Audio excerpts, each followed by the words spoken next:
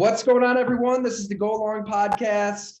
Man, am I jacked for our special guest right here, making it as real as we can. If we really could do this, Ramon, right, I'd be down there in Nashville, maybe at Winners and Losers, be about 2-3 beers in, but we'll try to make do in the Zoom world. Ramon Foster, 11-year vet with the Pittsburgh Steelers, and now he's crossed over to the dark side. He has joined sports media as the co-host of the J. Martin Ramon Show in Nashville, Tennessee. Love going on with you guys. Ramon, welcome.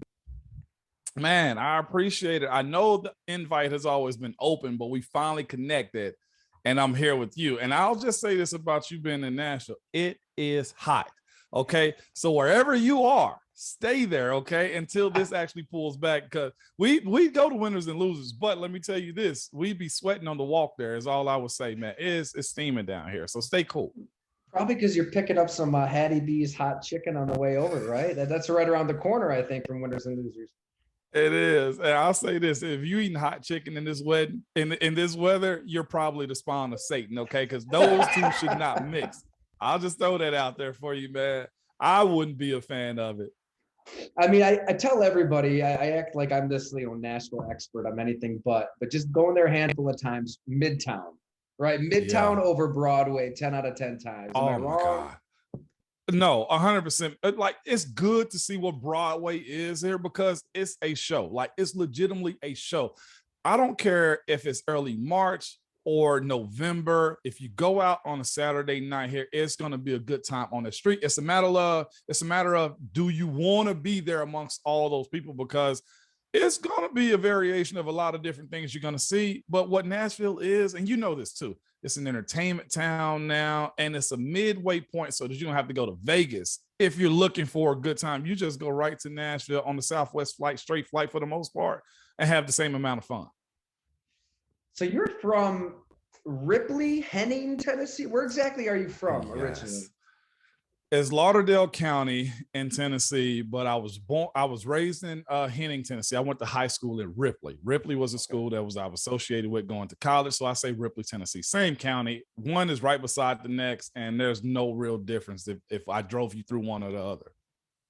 Got it. Because I remember seeing you pop up in Tennessee, and I didn't even know you were from there. I figured we'd be, hearing you talking Steelers in Pittsburgh, in the Pittsburgh area, but you can talk Steelers anywhere, and now you got the Titan fans to blab with, right?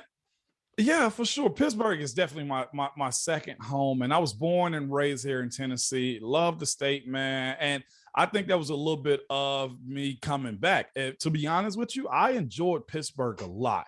And I'll say this too, it's probably like the Buffalo area where you get the access to big city attractions and stuff like that in Pittsburgh, but it's very blue collar. Like, you can go there and just be a guy. And it's a city that loves its sports. It's a city that, look, if you're a hard worker, you can be appreciated there. And you don't have to do anything crazy. It's not like being in like the New Jersey area or going to LA where you got to drive a Ferrari or a Rolls Royce or anything like that. You can just be you in an F-250 truck or a simple car. And that's what I appreciate about Pittsburgh. Me coming back here to Tennessee was mainly because, one, Nashville is growing like crazy, and I actually like that type of growth too. But it's home for me. My family's about 2.5 hours away. My wife's family's right down the street. And I just wanted to be back here, in a city that's buzzing. So I don't know what later in life is going to hold. I might end up moving back to Pittsburgh. Who knows, man? Yeah, you're always a conquering hero in Pittsburgh, right? You can go back for the reunions and all that good stuff. But I always tell people, I think we've talked about it on your show. So when I was at Bleacher Report doing a lot of features on the Steelers, I think like Le'Veon Bell, when he was breaking onto the scene, that run, and then I did a longer story on Mike Tomlin. I always felt like this magnetic pull to Ramon's locker. Like you're sitting there. You're like this wise Buddha, just posted up. If you wanted to learn anything about a teammate, a coach, you'd go there. But I always felt bad. I'd go to Ramon Foster, and tell me about something other than you every single time. So we Yeah. should talk about you a little bit here, shouldn't we? Like your rise, your career. You know what's crazy is I'm one of those people. I'll big up everybody else, but to talk about me, I don't want to say it's weird, but it's kind of just one of those situations where it's like, well, I guess I never do, so it's gonna feel a little different, man.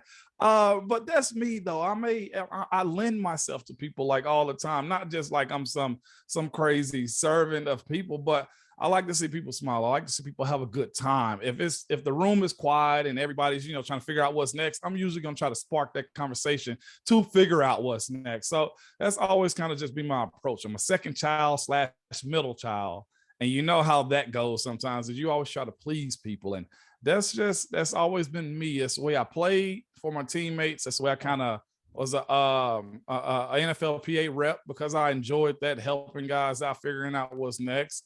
Even in my retirement, I'm still, tapped into Pittsburgh's locker room. I still have guys hit me up about, well, what am I supposed to do as far as, benefits post football. I enjoy that type of stuff, man. So, and plus I like a good time too.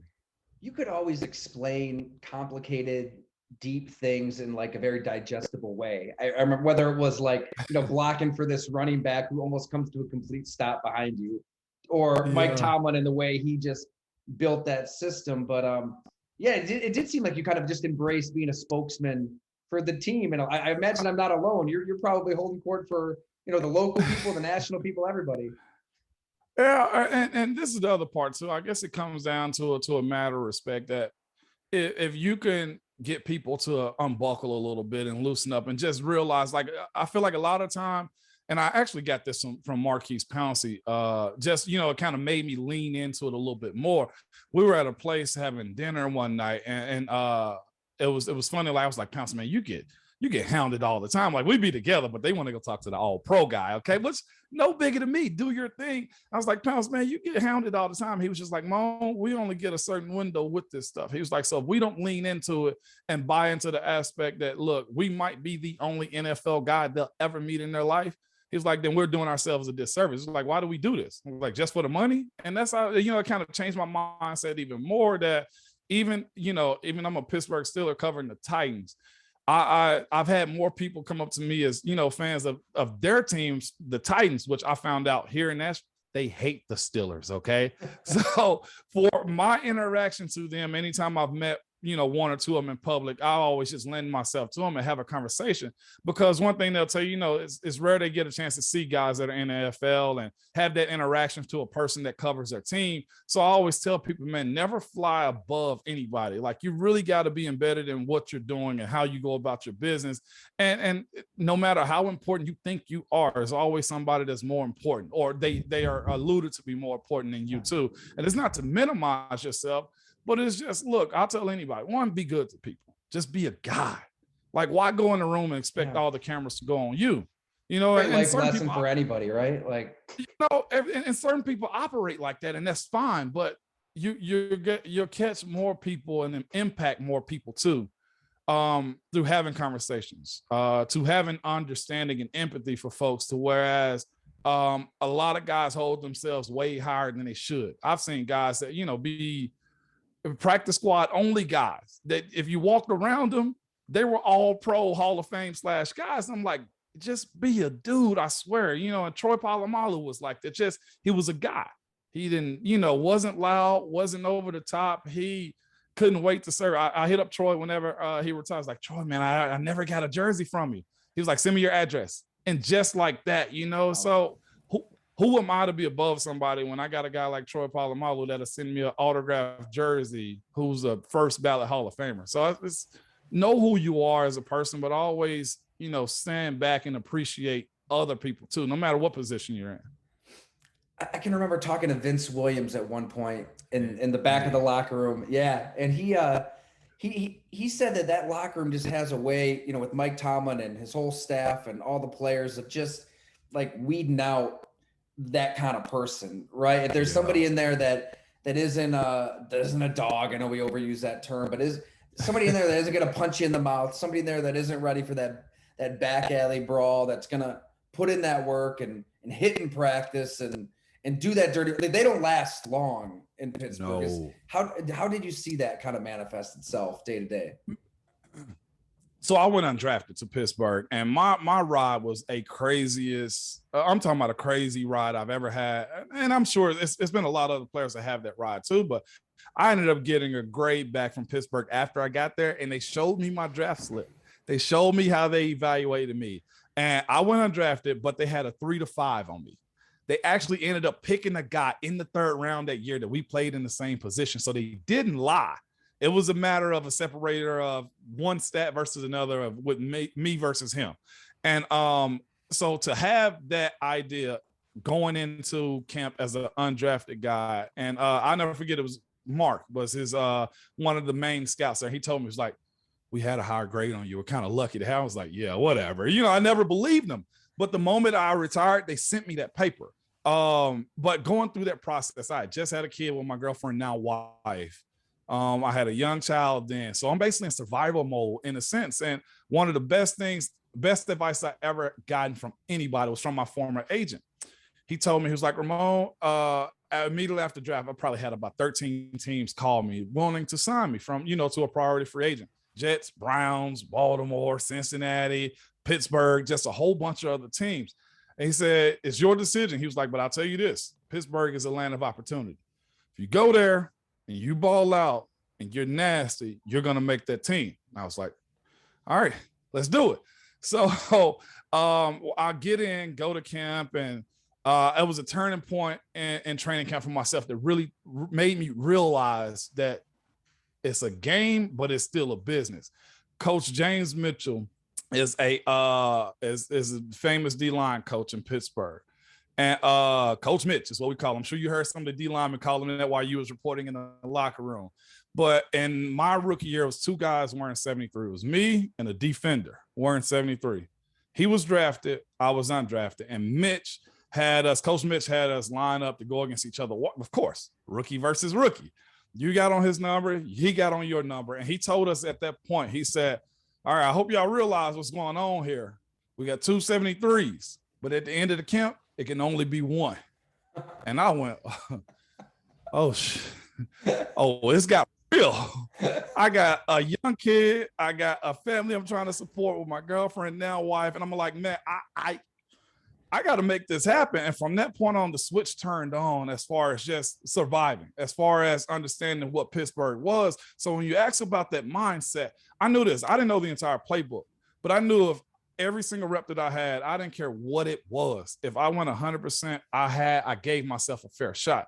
Lo and behold, I made the roster that year and for the next 10 years right after that. And not patting myself on the back, but it gives a mindset to what that locker room is. They don't care how you get there, man. They appreciate somebody that's going to work hard, somebody that's going to do stuff the right way too. And if you do have an extreme talent, like a guy like Antonio Brown, you're able to be tolerated because at the end of the day, our business is football. That's what we do, and you're paid to win. That goes along with it. But for myself personally, that journey that I took on being a guy that was unknown under the radar to turning into a double-digit starter in the city of Pittsburgh, that franchise, man, I think Coach Tomlin has done a real good job of setting, I guess you're saying, what's the baseline of what it takes to be in that locker room. And Vinny was right. You really got to be a guy. If you are just doing it for the glitz and glamour, you won't make it. As flashy as some guys are in the locker room at times, those dudes at the core of their heart is they're going to go get you by any means necessary, man. And if you heard a recent podcast with Coach Tomlin, listen to him. Yeah, you kind of get an understanding of where he comes from about the game. And everybody that's ever walked through their locker room has kind of held that mindset. I hope everybody has a chance to listen or watch that entire, Mike Tomlin podcast. It was so fascinating to see him open up in a way. I hadn't seen him open up publicly because not like that. Right. Not like that. But he's threaded that needle of, guys love playing for him about being a player's coach, but being disciplined as hell. I mean, back to his Vikings defensive coordinator days when he's 33, 34. I remember Chad Greenway telling me he commanded the room. You did not want to let him down. He let you know when you screwed up and he was on your ass. As a younger than the players themselves. I think so many coaches try to find that balance and fail miserably. I mean, he's mastered it. Ty, it's weird, man. And I've only played for one coach in the NFL. That's all I can tell you, man. So seeing his blueprint of what it takes and how you survive, and watch guys that played for him, played under him, some probably coached with him, probably may not have liked him because I don't know what their relationship was. But from coach to player, the philosophy stays the same. The standard stays the same. The wording of what he says stays the same. You mentioned, him commanding the room. Every day in the meeting, he walks into the room, he might have a piece of paper in his hand that he's read, from one of his assistants, and he walks in loud, man, like, good morning, man, to command, look, I'm in here. But it's also just the transparency of work too. I've heard guys going to work, man, and they are in a position that they don't know if they're going to make the team, if they're about to get cut, if they're safe. And one of the things that he did going back to my rookie year, I'll never forget. This was another business moment for me that was in the classroom, the meeting room. I got worked like the first day in pads. The first story I told you was actually later in camp when everything started to settle in. But like the first couple of days in pads, I got worked. Okay, Brett Kiesel. Okay, Casey Hampton. Okay, Travis Kersey. They were really having the time with me. And I knew I had a bad day too. So we're in Latrobe, Pennsylvania, St. Vincent College. We walk into the classroom, and he put up the slides. And second slide comes up was mine. And he put the red arrow on my face and was like, Mom, we had a day, didn't we? And he showed every clip that me getting worked. And I was just like taken back in the sense of just like, man, I'm out of here. And you think you're done right then? I'm done. Todd, listen to me. I was done. Okay, why me? Why are you calling me out? I'm a rookie. I'm trying to figure this out. You're one of 90 at that point, undrafted, nobody. Hey, why are you picking with the undrafted guy? But he said something, and listen to me, Ty. He said this last phrase to me, and every day at practice for the next 4 years, he said it. He said, Moan, at the end of that meeting in 2009, said, Moan, don't take it.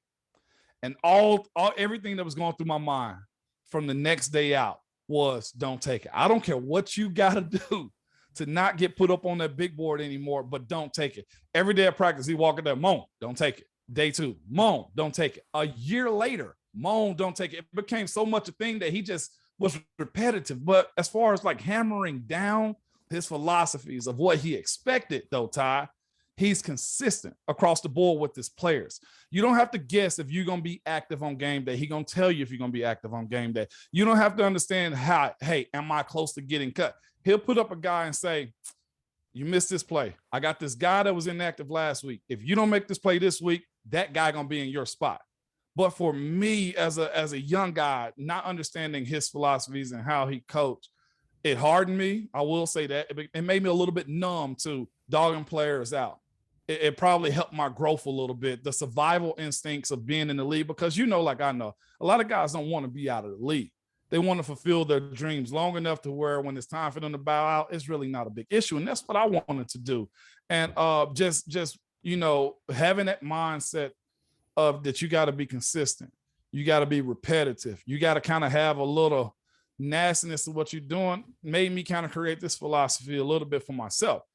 Ty, if it's a game between me and you, I'm going to step on your neck to get what I want. Afterwards, I'm going to shake your hand. We can be cool, but between these lines and how we compete, I don't give a damn about you. Afterwards, we go get some wings, get some beer, whatever you want to do. But I've kind of taken that approach with my kids a little bit. I got some big, tall kids, man. I got a 13-year-old that's like 6'4" right now. My 10-year-old is like 5'1", 5'2". So I got big kids. And so a lot of the times we run into stuff as parents where we try to create paths for our kids and tell them what they should and shouldn't do. And one thing I vowed to never, ever do, because I've even seen guys in the NFL like this, where the big guy becomes, air quotation marks, soft, or he ain't as nasty as he want to be. And I tell my kids, look, it's not our fault that they're that small. If they want to step up, you go dog them. I'd rather pull them back than to say, hey, whoa, no, We don't live like that. We don't do that, because disadvantages are common in life. Why we got to pull back because that guy is a foot smaller than you? Why? Because if they get the opportunity to get you, they will. And that's just been really my approach to, I ain't gonna say life in a sense. Like I told you, I'm a giver. You get whatever I have if it's there for you. But as far as when it comes down to work and attaining certain stuff, I'm all about that attitude, you know, and then Pittsburgh kind of helped me with that as an adult. You probably have talked to Vince about this. I remember him, he was breaking down his son's like Pop Warner game. He said, he's telling his son like to go kill him, like hit him. And the other parents are almost taken aback, like, oh my God, how can you use that language? And hey, you're putting your kid out there. You're playing this sport. That's football. And I don't know. I guess society at large is getting softer. Mentalities are getting softer, but even the NFL has gotten softer. Through your 11 years, you probably saw it. But Mike Tomlin and the Steelers stayed consistent, I feel like, with, you know, being mentally tough and physically tough. Your practices are just different even.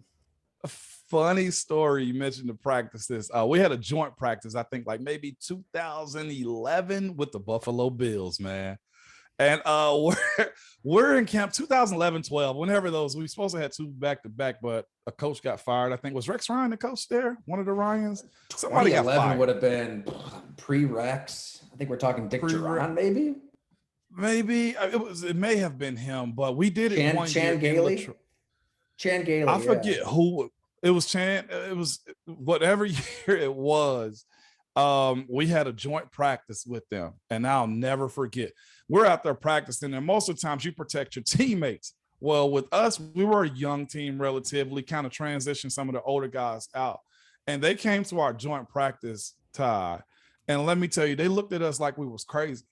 We were out there full tackling. You could hit everybody except for the quarterback. You could do everything that you wanted to do in our practice because that's how we built. And they looked at us like, this is how y'all practice daily? We were like, yeah, something wrong with it? Lo and behold, we were pretty much archaic at that point, okay? Nobody was practicing like that. And it got heated out there, man. My guy, Kyle Williams, he wasn't practicing, but he was out there talking a whole lot of trash, okay? Really? Between him, Kelvin Beachum, who's the defensive outside linebacker from TCU. Jerry Hughes. With the Bills. And what's that? Jerry Hughes? Jerry Hughes. So this may have been 12, 13, or whatever it was, but Jerry Hughes, listen to me. Jerry Hughes and Kelvin Beachum went at it so much so that like the entire practice had to get broken up.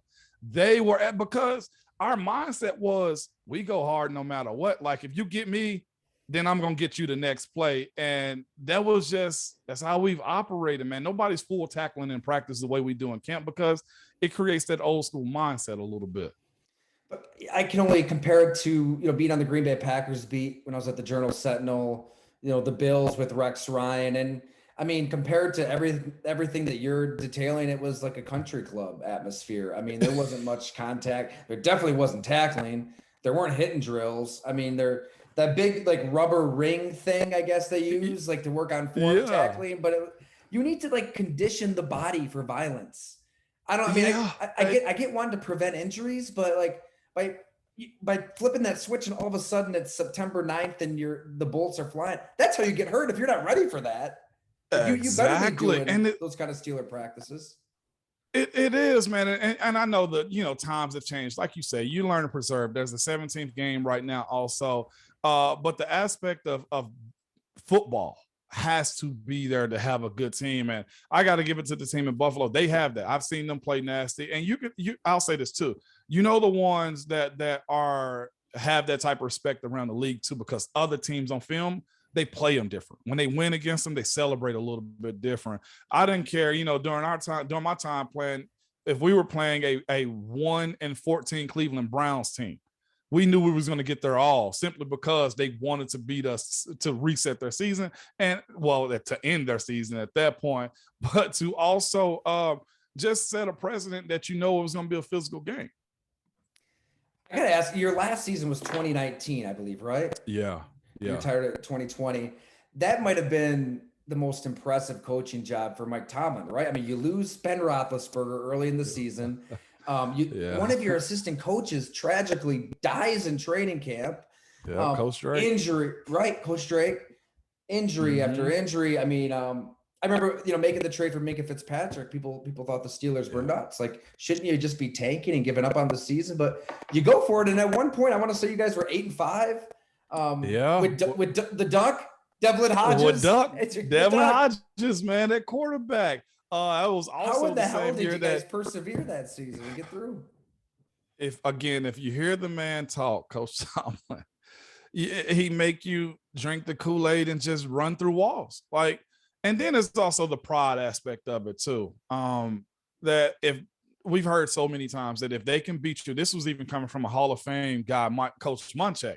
He came from the Tennessee Oilers, the Titans organization, and he used to tell us in meetings, hey, when we played the Steelers, that could make or break your season, because if we beat them, you can go home and say, well, at least we beat those guys. So you're that, like, it's kind of embedded in your DNA when it comes down to how you play the game, how you approach the game too. So to have your franchise quarterback out, you also have the first backup, Mason Rudolph, that was out for some time too. And then to run with Devlin Hodges, AKA Duck, at quarterback. I'll say this, the defense backed us up big time. I was apologizing and thanking our defense a ton that year, specifically Minka, Cam, and TJ Watt. Like, there was a bunch of other guys on that defense, but you just got to say, look, man, our bad. We're trying. We just don't have it. They pretty much were seen every time we go out offensively because you don't have Ben back there. I see now what the importance of having a franchise quarterback is. Like, watching what Josh Allen has done, what Patrick Mahomes has done, watching the way they feel about Herbert, like, having those type of guys resets your franchise. And us playing that year without Ben kind of brought a dose of reality to what it means to have the guy. You walk into stadiums and say, oh, we're at least going to win half the games of the season. Everybody else got to do their part to win more. But when it comes down to having backups in, like, Devlin Hodges, we go out to LA and beat a really good, let's be honest with you, San Diego Chargers team at that point, or LA Chargers team at that point, on Monday Night Football too. Nobody expected it, but the core of your team being really good, having guys that just find a will to win, was pretty good too. And it was also the pride aspect of guys didn't want Coach Tomlin to have a below 500 season. I know he don't give a damn about it, but that plays a part in it too, to never have a losing season as a player or a franchise under your coach. A lot goes into that. Be remiss if we didn't talk about the man who's always in the headlines. I mean, Antonio Brown, you referenced it earlier on Mike. So I get it. That's the headline, right? No way we're signing him. But then Mike Tomlin goes on and on to detail, like, just how hard of a worker Antonio Brown was, how fearless he was as a player, all of that. When you hear Antonio Brown, when you think about your time with him as a teammate, what your perspective, what you saw, was he as nutty and as crazy as the guy ripping his jersey off, his pads off, quitting in the middle of a game?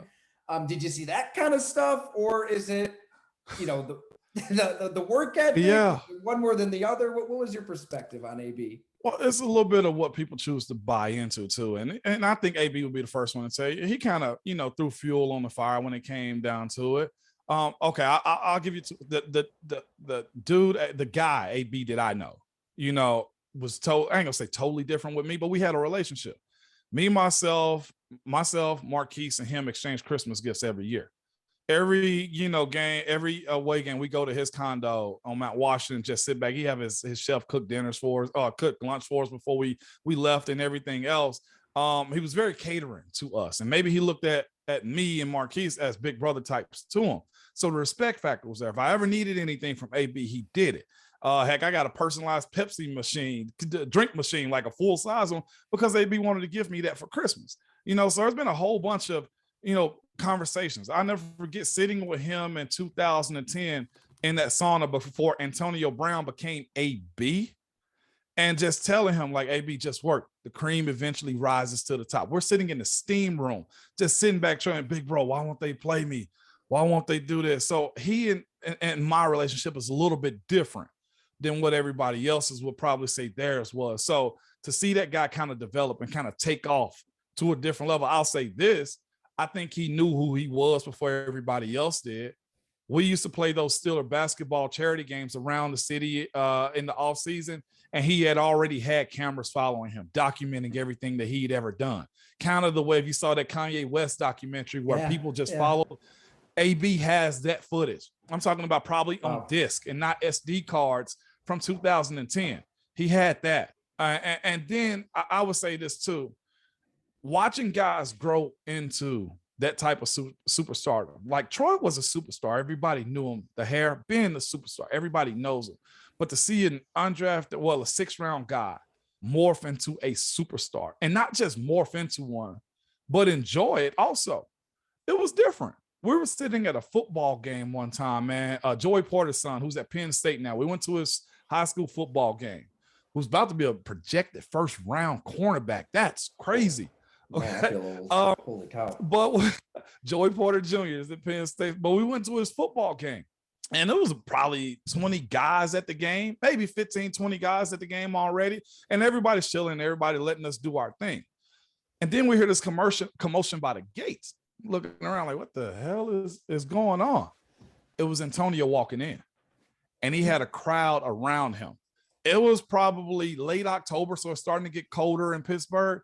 When he came up there with the crowd that he had where we were sitting at, and he's just a teammate to us, but it got warm around us because there was so many people following him.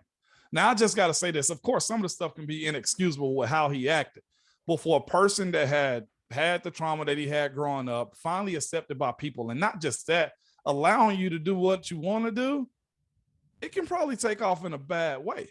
I'm not excusing it, but you got to think, if you don't have the right people around you to kind of govern how you view yourself and what you do, again, like what I said earlier, fly amongst people, not higher than people. It can go in a bad way, especially when you live in the public life too. So there's 2 people. AB is the guy that I know that's very giving and kind of, you see this other side of him. That's Antonio. But then you get A and B that people just love, they covet, they idolize. That's balance right there, man, when you don't have it all there for yourself, or those checks and balances. He's a few days shy of turning 34. I mean, is he done? Do you think we see Antonio Brown in the NFL again? I think this last stint probably got him, leaving the way you did. You've heard the old saying, protect the shield. And Roger Goodell lives by it. The NFL as a whole kind of lives by protecting the shield. If he's signed, I'd be shocked. Do I think he still can play? Yes. The way he practices, the way he works, I don't know if I've seen anybody else that's been that talented, that worked that hard all the time. And I know I'm probably forgetting a guy too when it comes down to making that type of statement. But just in general, I don't know if I've seen anybody that works the way he does, like consistently nonstop. The best possibly overall athlete that I've ever seen, though, Martavis Bryant. Martavis Bryant. There's a blast from the past. Another one. I mean, yeah, just tons of talent that wasn't able to, fulfill. Yeah, it was. But it's just, if you look at him, he's created character on Madden. Well, Martavis at the height of just becoming the guy, and he knew he was about to be. And you just get short-sighted. You lose focus a little bit when it comes down to his decisions, as far as the drug protocol goes, documented. Right. And then you find yourself out of the league. And I mean fast. But the way that dude could jump, his body structure, the way he could run, and just how acrobatic he was in practice during the games, probably one of the best athletes I've ever seen in my life. Just face value. Minkah Fitzpatrick's unique. Troy was unique. I mentioned all those type of dudes, but it's just far as overall unique athlete that you'd be like, yep, that's what I want a wide receiver to look like. It was Martavis Bryant. Great stuff, Ramon. Man, it's good to see you. Great to have you. Let's we got to do this again. We talk a lot on your radio show, so it's good to actually see you. And we're gonna have to bring the show to Nashville. I think that's the only next step here. You promised me a good beer, and I'm still waiting on it. So yeah, you got to bring it to Nashville. Well, if you want to come up to Buffalo, I mean, we can do this at Hamburg Brewing Company too. What's the schedule looking like? Put it on J-Mark's tab. Just he can cover those expenses. You are 100% correct. Put it on his tab. The J Mart and Ramon show. So where can people listen? They can listen online too, right? If they're not local. They can listen online. Yeah, 1045 The Zone is our parent company. You can stream it on YouTube or on YouTube. You can always catch me retweeting the live links on Twitter. We're pretty much everywhere. If you want to stream it on your podcast too, Spotify, iTunes, everywhere. You can find us everywhere. And it's easy at Ramon Foster, so you can find him right there on Twitter and follow those. And did I say something else? No, that was it. Yeah, just I said it right. Oh, okay. Yeah, no, you got it right. You got it right. No, I'm just. Well, you guys have a great rapport, man. It's a great show. I love it. Love popping on. So great to have you, Ramon. Thanks so much, man. No doubt. And whenever you need me, just holler at me. I'll be back.